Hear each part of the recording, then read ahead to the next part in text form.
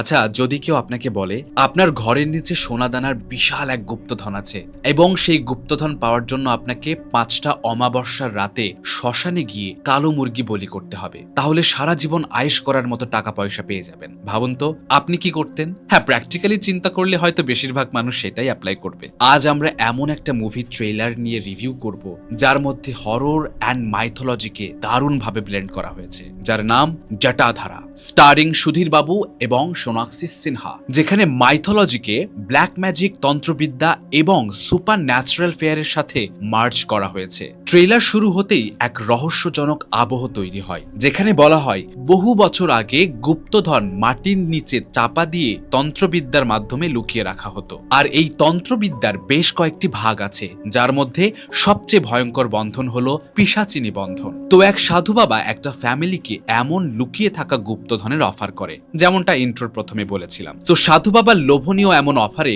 মহিলা তো black magic করতে রাজি হয়ে যায়, কিন্তু এতেই ঘটে বিপত্তি।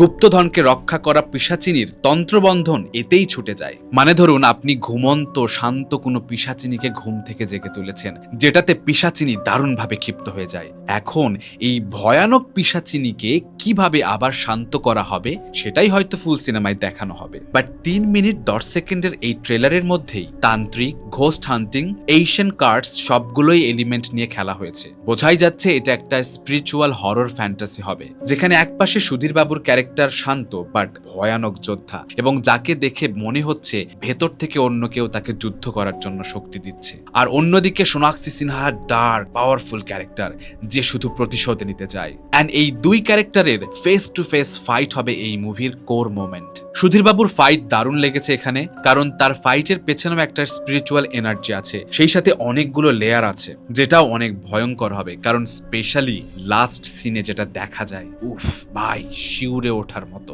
অন্যদিকে সোনাক্ষী সিনহাকে প্রথমবারের মতো এমন লুকে দেখে ভাই প্রায় শক খেয়ে গেছি। এক ডেমনিক গডেস লুকে, ডার্ক মেকআপে ক্ষুব্ধ পিশাচিনী হিসেবে রিয়েলিস্টিক লেগেছে তাকে। শিল্পা শেখরদারের সাথে তার প্যারালাল অ্যাক্টিং হেভি লেগেছে ট্রেলারে, একটা ডিভাইন আর একটা ডার্ক এনার্জি একই ফ্রেমে। হ্যাঁ, যদিও সোনাক্ষীর লোক ওভার দ্য টপ মনে হয়েছে, বাট সিনেমায় যদি ঠিকঠাক ভাবে তাকে প্রেজেন্ট করা হয় তাহলে সোনাক্ষীর ক্যারেক্টার কিন্তু আইকনিক হতে পারে, লাইক মঞ্জলিকা বা কাঞ্চনার মতো। ট্রেলারে ভিএফএক্স সিনেমাটোগ্রাফি ছিল দারুণ, স্পেশালি শিবের যে ম্যাসিভ অরা দেখানো হয়েছে এখানে ভাই, সেটা অস্থির ছিল। বিজিএম ঠিকঠাক ছিল।